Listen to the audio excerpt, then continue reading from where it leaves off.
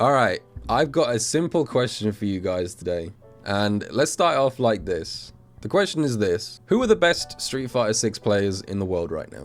Let's say top 3. I'm going to ask chat first. Chat, what do you think? Who are the top 3 best Street Fighter 6 players right now? Broski, me, Broski and Forsen. So true, so true.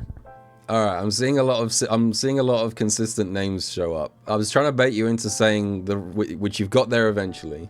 In my opinion, and obviously this is a bit subjective, the top 3 players in the world right now are Mena RD, Kakeru, and Angry Bird, in no particular order. You could make cases for a bunch of other players. There's other strong contenders. You could say Chris Wong, you could say Gachi-kun, Punk, Fudo. There's a lot of possible like contenders for those spots. But in my opinion right now, top 3 in the world: Mena, Kakeru, Angry Bird. So we are now halfway through the first CPT Capcom Pro Tour season for Street Fighter 6. And of those 3 players, 1 is qualified for the Cup. Angry Bird qualified for the Cup by winning Evo. Mena is not qualified, and Kakeru is not qualified. Now, this has led to quite a lot of criticism of the current format, because for those of you who don't know, let's go to the CPT website. Let's talk a little bit about the state of the format this year. Yeah, Kakeru is not qualified. He won Gamers 8, but that wasn't CPT related. He's not short of money. He won like 400k. But he did not qualify for Capcom Cup yet. I should say yet. It is still entirely possible that Kakeru and Mena can still qualify. They've got like World Warriors left to go. It's not completely over. But as of right now, they are not qualified. So, the format this year is this. There's 3 offline events: Evo, Singapore Premier, and France Premier. Those are the only offline events. I guess there's also the LCQ at Capcom Cup, but we'll ignore that for now. That one's a little bit unique. And the way you get into Capcom Cup is simple. You get first place in that event. Now, first of all, that's not great. That creates a system where it's very all or nothing, in my opinion. You literally have to win the entire thing. If you get second, you know, tough luck, buddy. Maybe next time. And that is exactly what has happened. So Mena, who has been playing amazingly this year, I think Mena is the strongest player in the world right now. Feel free to disagree. Like I was talking about top 3, I think Mena is the best Street Fighter 6 player right now. But unfortunately, he went to all 3 offline CPTs this year. The France got second, lost in grand finals to Chris Wong. Singapore got 4th, lost to Moke. And Evo, he got second, lost to Angry Bird. So in the 3 most stacked tournament of the year, Mena has got second, and 4th, and is, as a result, is no closer to qualifying for Capcom Cup via offline events. The other side of the tour this year is the online events, which is the vast majority of this year's format. We've got the World Warriors, and we've got the online premiers, I think they're calling them. Now, effectively what this means is that every single region around the world is being split up into little pockets. And within each region, you either get 1 or 2 guaranteed spots for that region. So for example, in the UK, we've got 2 guaranteed spots in Capcom Cup. Whoever wins the World Warrior and whoever wins the online Premier. So the UK is guaranteed 2 spots. Some places are only guaranteed 1, some are guaranteed 2. It depends if you get a Premier or not. But effectively, the way this system works is it's almost like geographically focused, so that almost every region is going to have at least 1 or 2 players in Capcom Cup. Now, this system is, I think, pretty bad as well. So number 1, I think this format gives you absolutely no reward whatsoever for consistency. So I already talked a bit about how Mena has played extremely well and extremely consistently, but has been given absolutely no reward because he didn't get first place. Similarly, in the World Warrior side of things, so Chris Tatarian got first, 3rd, 2nd, and 2nd in his region's World Warriors. But that doesn't guarantee you anything. All that does is that qualifies you for the regional finals. The regional finals is then a winner-takes-all tournament. So even if you get these incredibly consistent results, it doesn't guarantee you anything when it comes to Capcom Cup. You still have to get first place in the regional finals, which is not good, I don't think. So this tour does not reward consistency. Another reason why I think this format is bad is that I think it's too harsh to strong regions. Giving only 2 qualification spots to Japan is frankly insane. the level of competition in Japan is so high that it's not really fair to limit them to only 2 players. Another reason I don't like this tour this year is that I just think offline events are more exciting. Maybe this is just a personal opinion, but turning the tour almost exclusively online, I just think there's something about watching an offline event which is more exciting. Let me show you guys a clip from Blink esports tournament that happened this past weekend. Let me see if I can find that clip. So this was Kaba versus Kakeru in winners finals, offline event.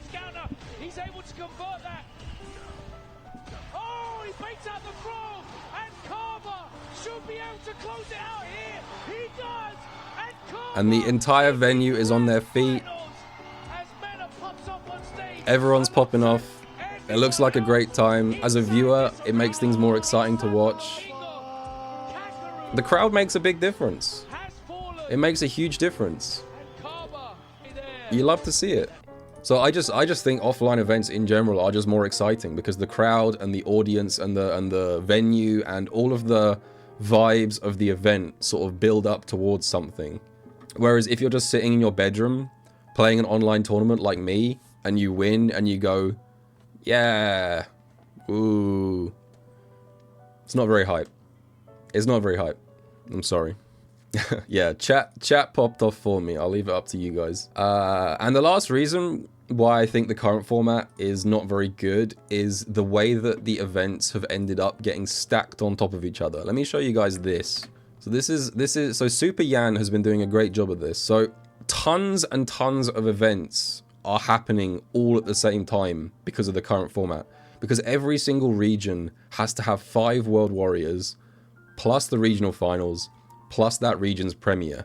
So effectively most regions have 6 or 7 tournaments, and there's dozens of regions.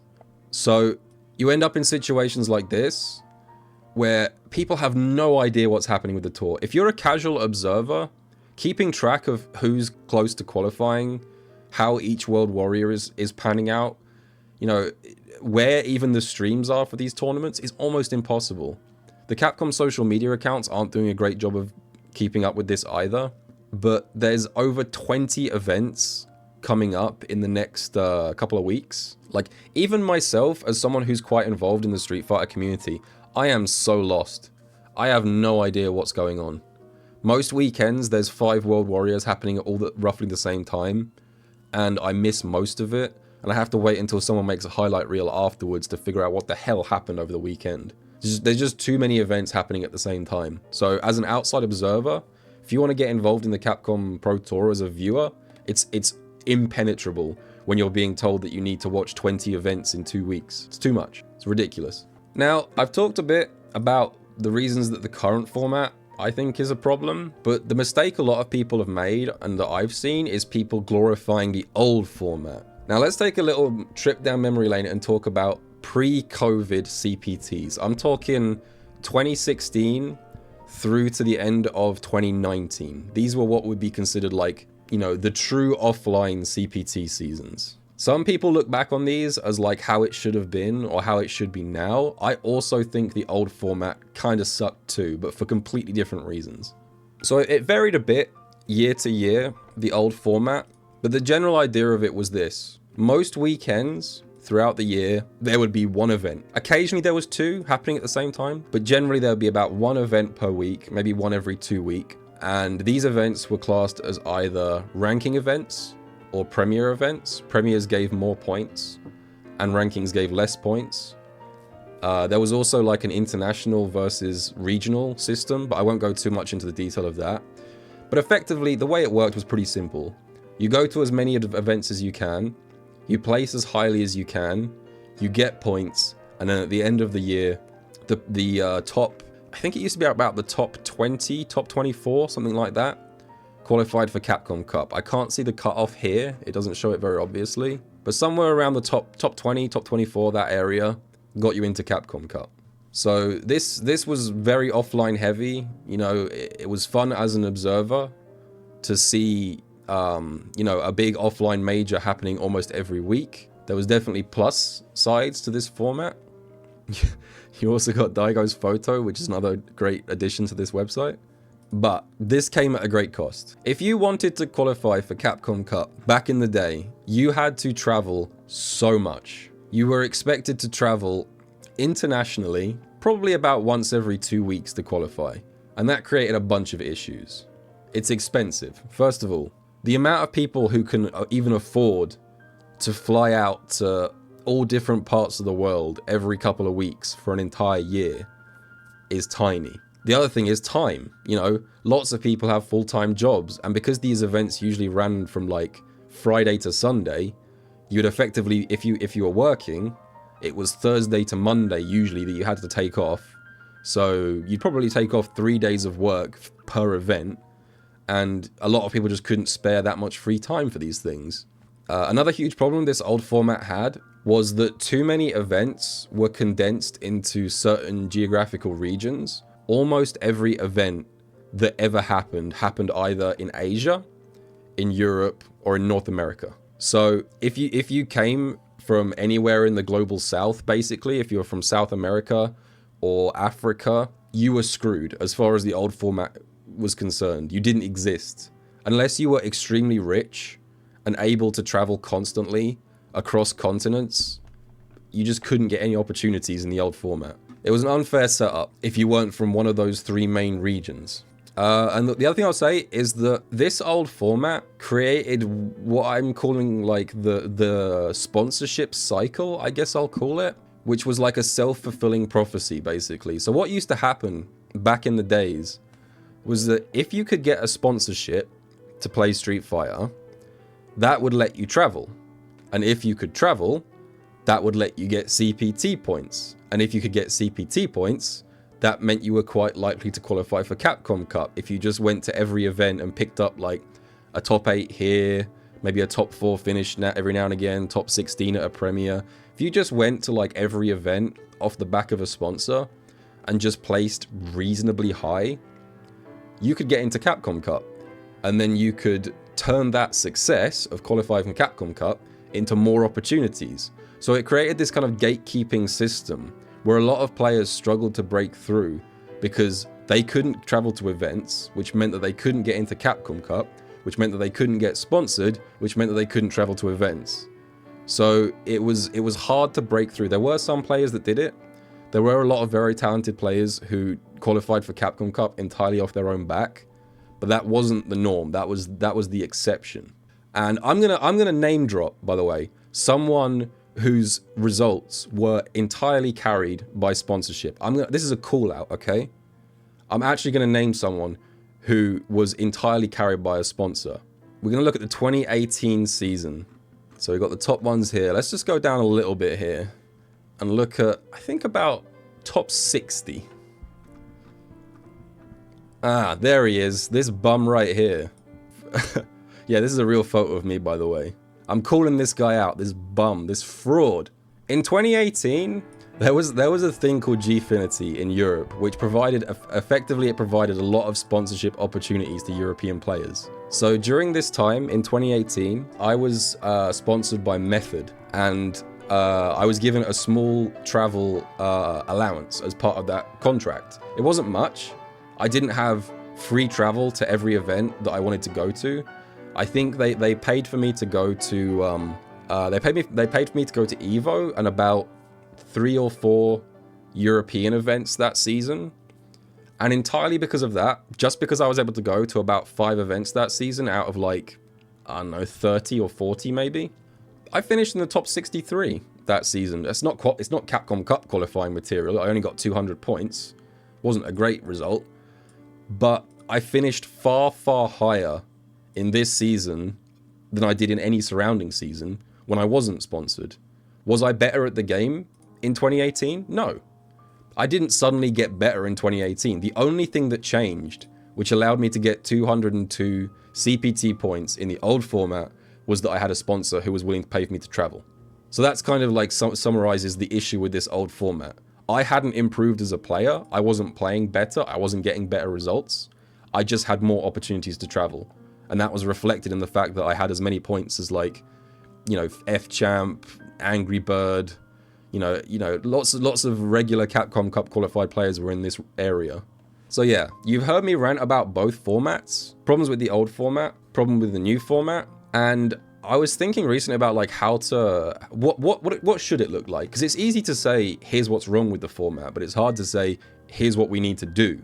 But here's the thing: did you guys know that Capcom actually solved this problem? So I was in Brian F's stream recently, and Brian reminded me of something that I'd completely forgotten about. Let me show you guys something right now. So, in the early days of 2020, this was actually 2019, when we were just hearing rumblings of a new disease and no one really knew what was happening. We didn't know the extent of what was going to happen next at the end of 2019. We assumed it would just be business as usual. And Capcom put out this trailer for a season that would later be cancelled. So this never actually happened. The 2020 CPT got completely cancelled and then reshuffled into a completely different format.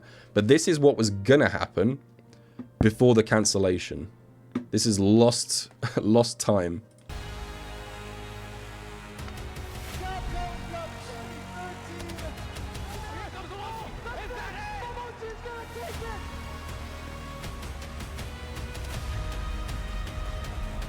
Two seasons? What is this 2 seasons stuff? Points reset halfway through the season? Hold up, let him cook, let him cook.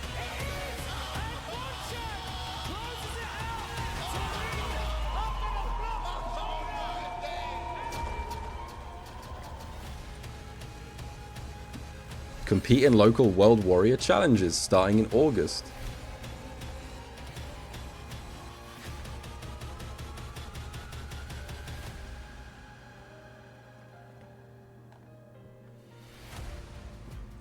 Premier offline events.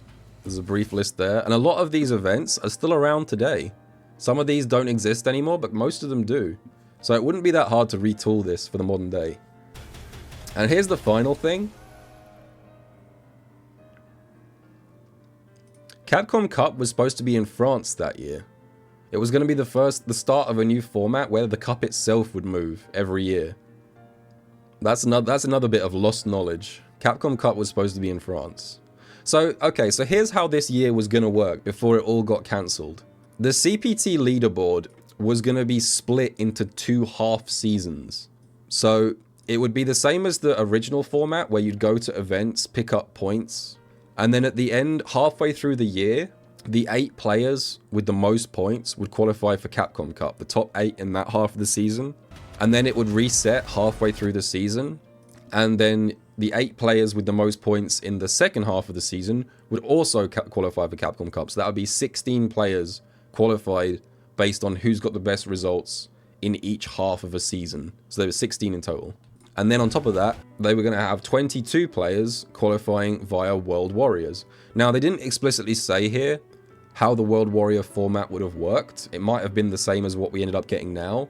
But I think, in my opinion, this is basically what the solution is. This meets the best of both worlds, because in order to make Capcom Cup a good experience, you need to find a balance between 2 things.